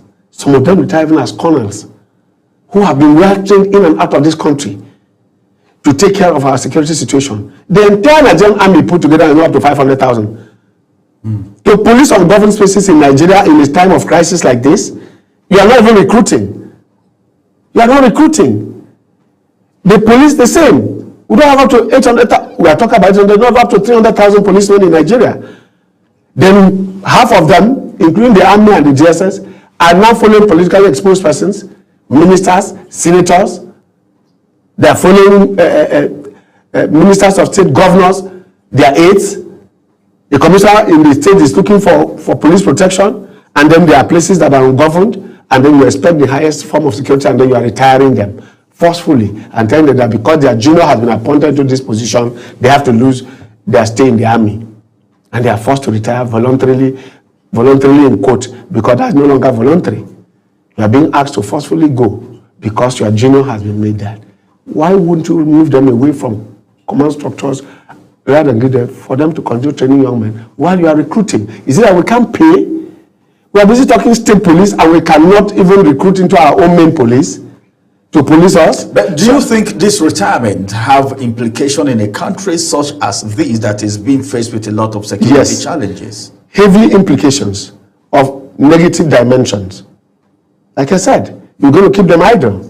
They're going to go into other businesses or into forming security outfits for private use. In other places, they can become so idle as to do things that will even be a threat to the state. Because they can be engaged. You can imagine that Ukraine is getting mercenaries. Who are those mercenaries? Most of them are Nigerians. Do you know what that means in the long run? So I imagine that Nigeria should know how to manage its armed forces and security agencies in a way that will conform with modern security challenges that our country is facing. We can't be having, we brought about 4 or 5 mercenaries carrying out operations here during Jonathan, and we saw what was happening in the Northeast, only for us to just let that go.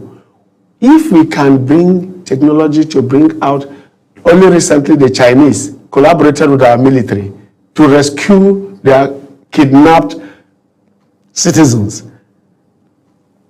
Only recently as well in Birni Forest, an American was kidnapped from Washington. Nigeria collaborated with them, and the Marines came in here and rescued the boy and then eliminated the kidnappers and the bandits.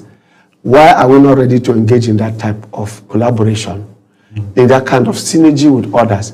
Why are we not ready to do that? How can a war in a desert, in a Sahel savannah of Borno, Sokoto, Kaduna, Zamfara, why is it so difficult? Why is it so difficult? There's some dishonesty, and this president has to rise to the occasion and ask the military to sit up as he did and begin to give him results. And I think we can get the results. And I think in that area, I must commend the defense intelligence.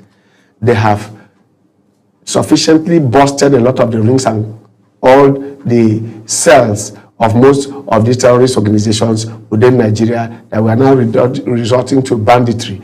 But the resurgence of Boko Haram in Sambisa Forest is worrisome. That means that we must have to up our game in that direction. Otherwise, the retirement process as we are going on now further whittles down and demoralizes the forces, the personnel.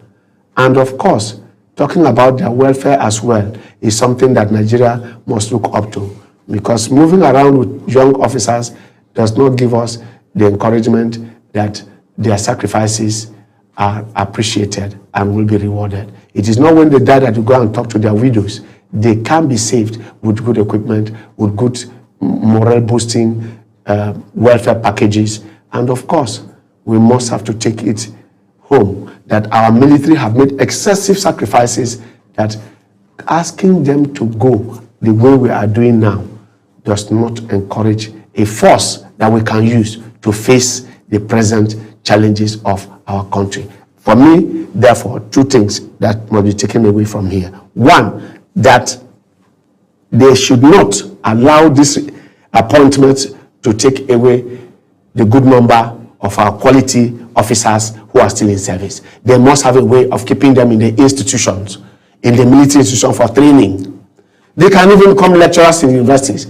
It was my proposal in 1990 to the then NYSC Corps Commander that we should have paramilitary training for corpers. You can't be bringing soldiers to train Nigerian youth in camps without making them learn how to use small arms. I made that proposal in May of 1990 and wrote it in an article I wrote in Champion newspaper then, proposing that corpers should be taught how to use small arms so that in crisis situations they can be drafted, just like we have the garrison state in Israel, where you are given minimal military training, so that even if you go and you are a teacher anywhere, once there is a database, and now we need people to fly into Maiduguri, to fly into Gambarungala, to fly into Baga, to fly into Goza, to fly into Zamfara, Maru, to fly into Imo, get into Ngopala, that there is a crisis there. The young officers who are trained, the corpers who are trained in flights and combat helicopters will be brought from anywhere they are, either as teachers or carpenters or businessmen. They will be flown in to go and do that operation and return to their business. This is what happens. I had said so. Corpers will be the ready-made, Nigerian corpers can be ready-made military arm. Some persons will say, well, if they have that training, it may be used for the wrong reasons, especially when you leave service and the job is not there. Don't you think they can use it for manipulative purposes? That is job already created for you. That does not stop you from being a teacher. That does not stop you from being a businessman. But the wrong purposes is when you don't, because if you know how the youth service program is today, they even give you startups for your business. All right. They train you on how to do a lot of things. So those startups should be effectuated. They should be actuated. They should be activated. That is to say that as you are living, it's not just to train them, you give them the startups. So the person is not idle ab initio, unless he now wants to look for another job. If you're going to do cream making, if you're going to go into confectionaries, if you're going to go into trading in and out of the country, he has the takeoff grant that the federal government has already provided. That happens in service. So it is what you do with it. If it is monitored and mentored, clearly, you will see that no copper will be idle. As far as you pass through the Nigerian Youth Service Program, you come back, you are already self-employed. Okay. There are more opportunities like that in Nigeria than going to leave people to live around the streets. So in any case, like I told you, we don't have enough personnel in the army, we don't have in the police, we don't have in the DSS, we don't. So what are the corpers going to be doing? From your youth service, you voluntarily, are you going to, can you serve in the army, can you serve in the police, can you serve in the, you should recruit from there. That's where you have your finest brains. Like I said, most of these officers can be sent to the camps to identify these talents and bring them into the forces. Okay, just to make them useful instead of just retiring them outrightly. Yeah. All right, let's move away from there. The National Assembly and of course the senators and of course the House of Rep members are having a constitutional review meeting in Lagos, and of course one thing stood out, that's the panel proposes 6 new states. And let's look at the activities of political office holders, especially the governors.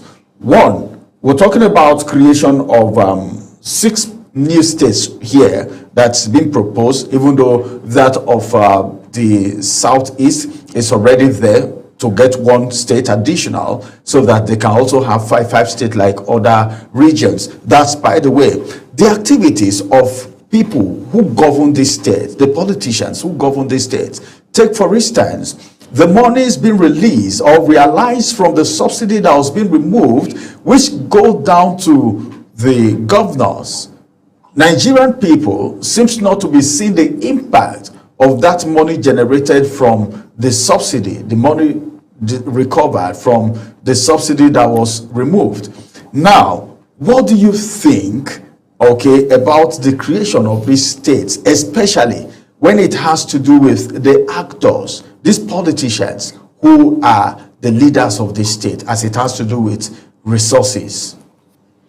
Well, this is what citizen participation is all about, and which is what you in the media have to engage in. So I'm happy now that people are admitting, including the governors themselves, that there's enough money with them coming from oil subsidy from the federal government. It is no longer about paucity of funds or lack of funds. It is about application of funds. None of them have come out to identify that they have the money with them. Please, I remember that the Niger State Governor, the Kaduna State Governor, the Enugu State Governor, they all came out on national television to say that they're having enough money now, and that is why most of them said they had to decamp, because they now have resources to take care of their states. That is why even the president came out to say, water the grass. He made that statement because he's conscious of what goes to the state. It is published. Why are Nigerians so lousy that they cannot even find out that this is what we are getting to on the website? What are they? They are watching skits and watching movies on their phones rather than doing research. So they are completely oblivious of the kind of activities the federal government is engaged in. They came first, liberalized and decentralized the issue of power generation. That means you can do that. That is why Abia State Governor can do what he's doing. He has also come out to say he has enough money now to do what he's doing. So it means the other governors are just refusing to do what they are supposed to do. And that is why you must, as citizens of that state, hold your governor accountable, and not the president. The president is not a policeman to police states and ask governors as like a senior prefect or headmaster and asking teachers to come and bring their lesson notes for marking. That is not the duty of a president under a federalism. So for me, the buck shifts now to the citizens to ask for accountability. All right. Rather than looking at the president, look at your governor and ask him, this is what the plan, and look at your own allocation. Where is the money going to? Ask your governor that. All right, thank you.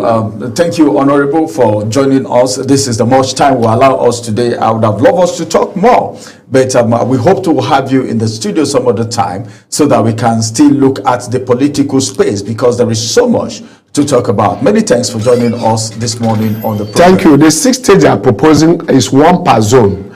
The southeast zone is to make sure that they balance out with the 6-6, apart from the northwest, which has 7.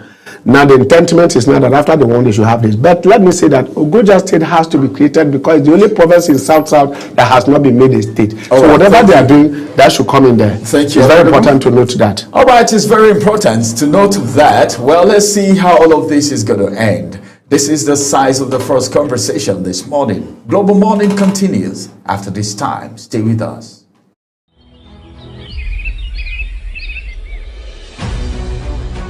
Global Morning is your top morning show here on Global Television. We bring you fresh news updates daily while delving into a variety of current affairs and topics. And at the same time, keeping you well informed about important events, both national and international. Global Morning serves as a valuable source of information, helping viewers like you start your day well informed.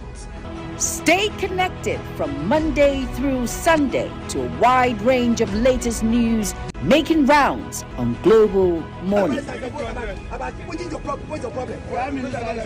on the road to protest. The president meets all of our demands.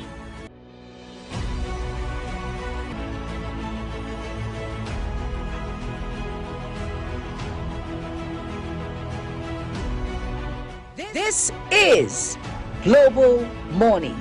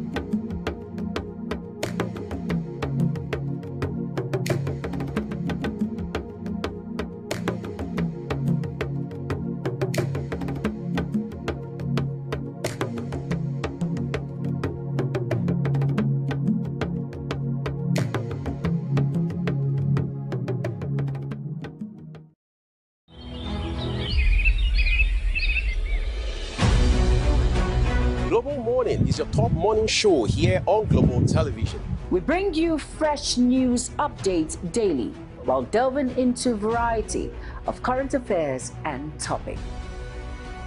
And at the same time, keeping you well informed about important events, both national and internationals. Global Morning serves as a valuable source of information, helping viewers like you start your day well informed. Stay connected from Monday through Sunday to a wide range of latest news making rounds on Global Morning. We're on the road to protest. And the president meets all of our demands.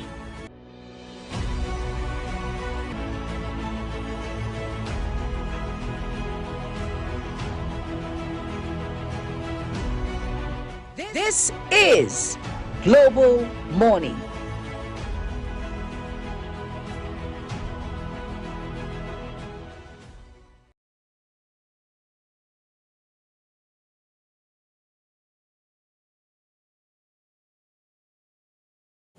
Time flies, they say.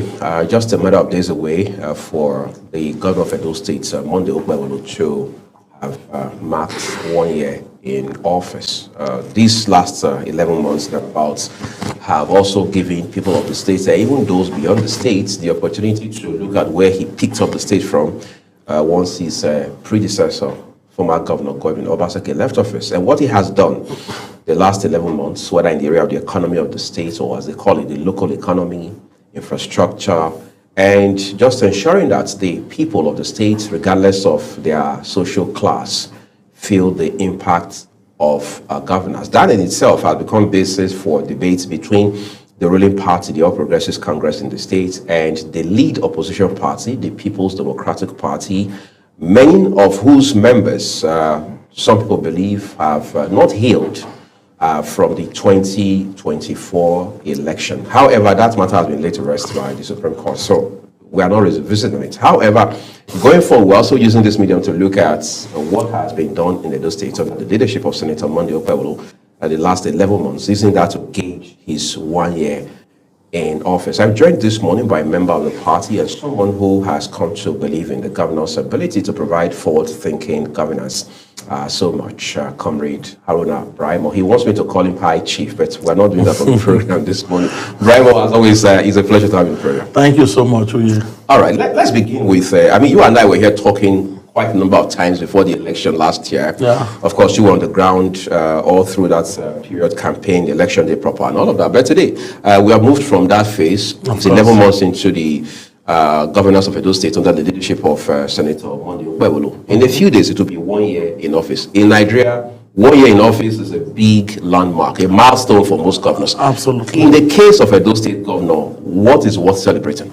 The issue is this: the last 1 year of Governor Monday Okpebholo has erected a new agenda in Edo State. Agenda of development, agenda of inclusive governance, agenda of fiscal responsibility, agenda of delivering of fiscal governance, agenda of empowerment, social infrastructure, social investment, opening up the Edo economy for investors, both foreign and local, agenda of massive recruitment of Edo indigenes into the civil service, some of whom were entitled contract workers in their own states. It's even funny that you have to be a contract staff to the government of your own states. Those who were outsourced to Lagos-based outsourcing firm being paid peanuts as teachers. Is there anything wrong with that? I mean, consultants. That is a slap on labor laws, you know. When you outsource a civil service job to private handlers, you have denied those civil servants of access to proper civil service rules, civil service benefits, retirement benefits, gratuity benefits, health insurance benefits, and so on and so forth. When you make somebody a contract staff, that is you are understaffing the person. That is underemployment under the laws of the ILO, International Labour Organization, of which Nigeria is a signatory. That is an aberration. It's unfortunate that we had a governor who was an investment banker or who proud himself to be an economist then, and he was doing all these shenanigans in the name of governance. And, you know, he undermined the intellectual know-how of Edo people, the intelligence base of Edo people, to have even go that route in the history of Nigeria. From no state in Nigeria from 1960 to date, you have found any state or local government that does recruitment that is contract based. You are not a full staff. If the government contracts a project to a private company and the private company decide to recruit you, you are working for the private company, it's a different issue. Right. But a situation whereby a government contracts its own workforce to the hands of private people who now recruit you for the government as contract staff, to be working for the government as contract staff. They have denied you your dignity of labor, your self-worth, even as a human being, for your family life, as a man or a woman in your house, going to government work. For example, I'm a teacher. Do you know what it feels to tell somebody that I'm a teacher under Edo Best program? That means I'm a teacher under the Ministry of Education of Edo State, but I'm not a staff of Edo State government. So you can be shown the way out at any point in time. Absolutely. There's no binding obligation. And I'm not on the payroll of Edo State government. When the month ends, when my contemporaries who we are delivering on optimal, the same quality of service, they are going to the bank to collect their salary from Edo State government, I'll be going to my outsourcing firm or the contractor that contracts me on behalf of the Edo State government. Edo State government will pay to him. He will divide my salary and give me Meanwhile, I'm giving on productivity grant, I'm giving the same 100% or more to whatever. If you go around some schools, they only have principal and vice principal who are Edo State employed teachers. Every other teachers in those schools, both secondary and primary, across rural areas, they were all outsourced. Now we have a government that have taken it all, absorbed them. On level 8, step 2, gave them letters all 5,000 plus another 1,000 freshers into the system, making 6,000. That is unprecedented. It takes fully on the payroll of Edo State government. Edo State government. It did not stop. That is education. If we still strengthen the fiscal governance further, you look at fiscal governance is how a government uses the machinery of governance and policy framework to deliver on the budgetary provisions across sector by sector. If you do sectoral analysis of the 2025 budget of Okpebholo and how Governor Okpebholo and how his Excellency has been able to implement the budget to date, vis-a-vis his performance with debt reduction, the liability inherited, you will be marveled and you will agree with those who says that his 1 year in office has even beat the 8 years of Obaseki, the former governor of Edo State. Let's check agriculture. Under the Shine agenda, agriculture was very key to nutrition. He said we have to drive food sufficiency for Edo State. A sufficient productive economy food-wise is the base for productivity generally in the economy. What was in the budget that he met in 2024? About 4.5 billion was budgeted for agriculture. His Excellency Governor Monday Okpebholo took it to 70 billion in 2025. That is more than 1,000% increments. It did not stop there. Why the former government could not provide tractor for the Ministry of Agriculture to help rural farmers to evolve in farming across the 18 states, 8 years he could not buy one tractor. He started delivering of tractors and now had meeting with smallholders farmers, form a cooperative arrangement. Because these farmers, they need, agriculture is the most subsidized sector in the world. Right. You cannot just privatize it and expect the private sector to drive the economy. As a government, you need to be involved. And he provided that leadership. Partner with some cooperative and said, let us create 3 mega farms in Edo State. 30,000 acres. One in Ovia, in Edo South, one in Udomi, in Uwesa, in Edo Central, and the other one in Edo North. And you could see 1 year after, we are now seeing harvest. Partnering with these cooperatives now will now have each hectare now we are going to be harvesting tons of maize. Maize is just one of the many products, because you have to stratify the crops according to the area of peculiar priority. What is of high yield in Esa land? Right. What is of high yield in Edo South? Which crop is of high yield in Edo North? He prioritizes it like that, so that you can have economic advantage. I want to, yes, there's a lot to talk about in the next few minutes. Then you go to, I'm talking of going back to the education. Right. He took the budget in 2004. Edo State budget was the lowest for education after Zamfara. That was the last budget cycle under the former governor. Under the former governor, in 2024, rather. Right. Was the second to the least budgetary allocation to education in Nigeria. And that is another slap, considering the level of intelligence that is in Edo State. Oh, the level of what would have informed that size of sincerity of purpose. Because you said you budgeted 26 billion for education, Obaseki. You went to World Bank to collect $75 million. And do you know that $75 million he collected for Edo Best for World Bank, it is only $5 million that was utilized?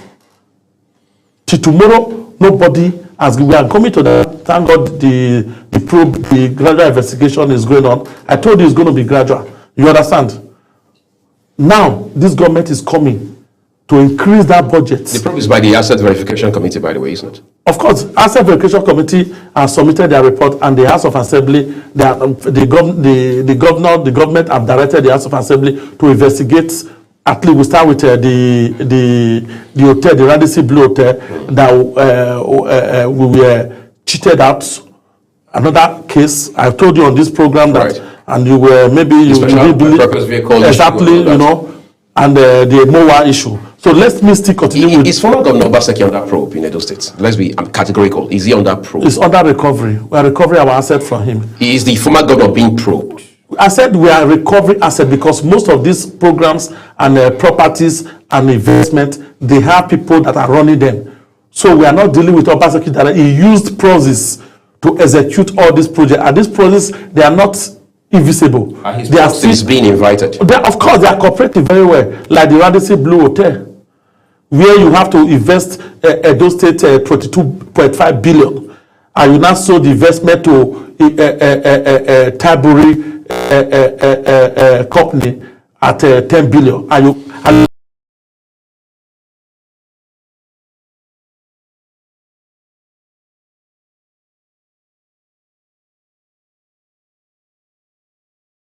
that question about whether the former governor was being probed is simple. I'd seen a video where a former governor of the state as well, now Senator Adam Saliu Shomole, who happens to be my senator, by the way, was railing. I mean, he kept on hammering on the need for the current governor, Senator Monday Okpebholo, to probe former governor Obaseki. So, is it not? I mean, these two scenarios not? I've told you that when the governor came into power, the first thing he did was to set up the Asset Verification Committee. Right. And based on that, already is an indirect probe of the former governor, probing the activities. I don't want to be mentioning Obaseki per se. But it seems you can't help referencing. Yeah, because those people, I just told you, the owners of the people who are the Hittitle owners of the hotel, for example, right. The Radisson Blue Hotel, they are cooperating with the government. They are ready to renegotiate the equity and will get what belongs to Edo State. Regarding the Radisson, of course. The MOA you saw last week when the governor visited the specialist hospital for a private museum to operate, and you gave them 3.something billion as a part of working capital takeoff grant, and you gave them a land that is worth more than 5 billion, a land that is worth more than 5 billion, and you said Edo State does not have stake in it, and you granted a CFO to them that give them room for future expansion. It is that expansion and that is not drawing the attention of the state government because there was encroachment on the other side of the hospital that had to do with the doctor's quarters, the mortuary, and other clinic. That's the facility on Sapleri. Of course, you are now encroaching on them. How can a private, an NGO be so audacious, audaciously reckless to even think of expanding on an illegality that favored them or that they benefited from in the last administration, to be embarking on demolishing doctors' quarters to annex more land to themselves? Let's talk about something. I mean, also the CFO will be reviewed. Right. We've been talking about education, which of course we understand is quite critical, right? There was a report recently, some sort of, the government saying that the state government under the current governor, Monday Okpebholo, has built a certain number of schools, and that raised 68. Yes, some controversies. I've said it. And we are told the current commissioner for higher education in the state was asked to kindly provide the locations of those schools, and who knows, maybe their names as well, and that didn't happen. It doesn't cast a shadow. No, don't say that did not happen. First of all, who are the people asking such questions? Well, frontliners in the opposition. Who are the front? Exactly, because the schools that are being remodeled. Remember, in this program, in the 100 days in office of Obaseki, of current governor, His Excellency Senator Monday Okpebholo, I said it that he has given approval for the reconstruction and remodeling and renovation of 100 schools to mark his 100 days in office. That was just 100 days. If at 1 year anniversary is delivery 68, and he has said he has delivered on 68, and most of these schools have been mentioning on this program, Sapoba side, Idogbo area, some the one in Umode, the Egba Grammar School, the Lot 1, Lot 2. This I'm just talking within Benin, some in Ovia, you know, across. I'm not talking of Asia land from Ile. The secondary school and primary school in Ile. Epoma, yes. In Edo Central. You talk of the one in Ewato side, the Udomi. I went there, I was there. In fact, the governor voted in the last senatorial election in one of those schools. I was there with him. These schools are bound. One is going on in Satibie now, Ugeda, in Satibie, some in Agenebode, which I've mentioned. There are 2 primary schools. These things across, even in Ososo, there's one that is also going on there in Akoko Edo. Look, we have 18 local government area in Edo State. Imagine how many in across. We have more than, in some local government, you have like 5 wards, 4 wards, 6 wards. Right. So in each ward, we have 92 wards in Edo State. There's practically no ward that a school project is not being reconstructed. Under this government. Exactly. I want us to talk about even the one in South in Ibienafe, the Ibienafe secondary school. That's my village. I want us to talk about, and they are approved for reconstruction and renovation. So some of these things you show them on television. Those that does not want to see will not see. Those that does not want to hear will not. This is the same school that Obaseki was giving 40 million monthly subvention. And so have they reduced that upward now? Of course, to 500 million.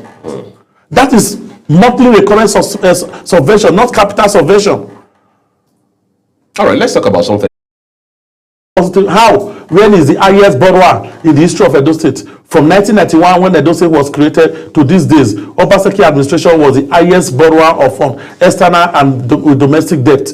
When he took over governance in Edo State in 2016 from former Governor Adams Aliyu Bukbebu Oshomole, the debt profile of Edo State was 108 billion. As he was leaving, he left a debt profile of 757 billion within 8 years. Can you beat that? In total, I'm not talking of the liability he abandoned for as regarding retirees, pension and gratuities, about 57.9 billion. Have those been cleared now? Governor Monday Okpebholo is clearing it. As we speak, we're talking of from 2011, 2012. I think it's around, he has cleared up to 3-4 years from it now. As at my media engagement, my engagement with the former commissioner of local government at Chief Tesi Affair, Dr. Lucky Esiegbe, was talking of we are entering 2017, 2018, so that we clear that. You look at the retirees from the colleges of education, Ekiadolo, Iguriaki, Agenebode Colleges of Agriculture, all of them, Is it and one in Gwebe Igwebe too. He just, you saw it last month, he just approved, or this month, he approved 4.6 billion to settle them. These were people that he sacked unduly. Okay, if you relieve somebody unduly as a civil servant, the rule says you should settle him. Some of them, you were owing them 10 months. Even the same EPOMA, you were owing them 20-something months. Lecturer's salary. All are declared. All are declared. And the funny part is the government with such huge inherited debt is reducing the debt. That is fiscal discipline. Prudence, we have never had it this good as far as prudent resource management is concerned. Has the governor borrowed since he came into office? No. The one I explained to you, the 100 billion infrastructural tide, he has not even touched. I told you it's a guaranteeing fund with First Bank. We have not touched 1 naira from it. Instead, it's reducing the debt. Our debt, our domestic debt from, at least you can access DMO, Debt Management Office of the Federal Republic of Nigeria. It's not a those state created. We have our domestic debt are reduced from 113 billion to about 83 point something billion. While our foreign debt has reduced from $387 million to about 337. What is the governor, I should ask you, doing about attracting foreign investors into the state? I told you the last time regarding when we were talking about the Glasgow Diaspora Investment Summit that they went to. That was very controversial all over the place. Some of these things, those that want to make that controversial, make it controversial. But the government also seems to have done an excellent job putting the facts out there. Of course, we have to because to always curb their wrong narratives, because they are drowning people, political drowning. When a drowning man is in the river, he's looking for every straw of to hold, to draw that. Unfortunately, His Excellency Senator Monday Okpebholo is not ready for that. He's not bothered with cho. He's talking of, you saw the harvest on at the Udomi mega farm project. That is practical governance. Meanwhile, his predecessor, former Governor Obaseki, spent 23 billion in Sobe farm, and we could not harvest a corn. Rather, kidnappers took it over as den of negotiation of ransom, even before this government came to power. I'm not done. Let me take you further. Let's give you a minute to wrap up. Let me take you further. After, even with the event of fiscal discipline, because if you read what the DMO says, what is happening is not just because there is subsidy removal, states are not any more money. They said it there because it's not what is going on across all states. It's not all states that are also paying, they are reducing their domestic debt, or at best some are not borrowing. You understand? But this Senator Monday Okpebholo did not stop at not borrowing. He's still clearing the obligation. Exactly. Let me give you an instance again. Do you know that the 60% job done in Edo Education Hub have not been paid, will not pay for? By the previous government? Yes. But you commission a project you did not pay for. So who is paying for the 60% now? Is he not supposed to take the credits? Right. You understand? The contractor just revealed that they were not paid. Do we have facts that they were not paid? Really? The contractor just revealed, it's in the news. Verbally or with paperwork? With paperwork, of course. That they are being owed, that means they've done the work more than how much they'll be paid. In other words, the state is indebted to them. You understand? So that is immorality, and it's a people-driven governor. He look at the project, he look at the impacts that the government is, the project is going to bring to the people. He reviewed it and he has set to carry the burden. Say, you go on, finish up your work, I will be paying you. All right, that sounds like it. And if you still talk of the investment we are talking about, let me cite another example. Yes, we're the Chinese, I told you in the other time that Chinese are investing massively in Edo State and the Indians. Building steel companies, glass companies in Edo State, ceramics and what in Sapele Road. It has become an industrial hub, and one of their social responsibility was to create some schools, some very, very special schools that is technologically imparted. With today's reality? With today's reality, you saw the school that was commissioned, built by the Chinese company. They just commissioned it this weekend with technology and everything. All right. Which is first of its kind in South I Nigeria. can imagine, but you know, we're still a couple of days at least Yes. for the big day, which is 12th The big day is 12th of November. So we'll make efforts by the grace of God to bring you back. Yeah, here. then we'll give sectoral analysis, progress by progress. Exactly. We'll of what the governor has been doing. expanded conversation. I'd like to say thank you to you. Thank you so much, Brian, for making out time this busy Monday morning to be part of our show. This is what we're leaving it on this discussion. The beats, Ramsey and myself will wrap up Global Morning for you. Do stay with us.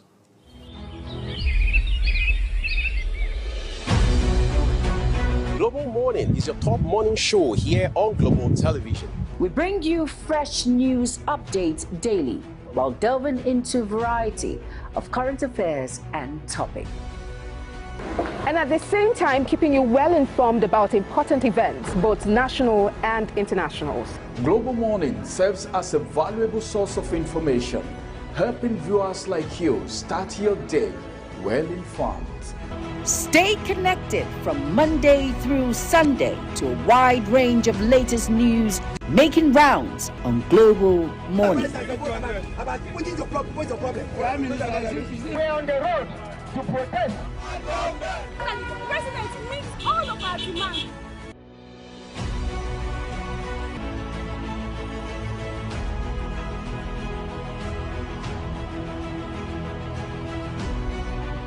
This is Global Morning.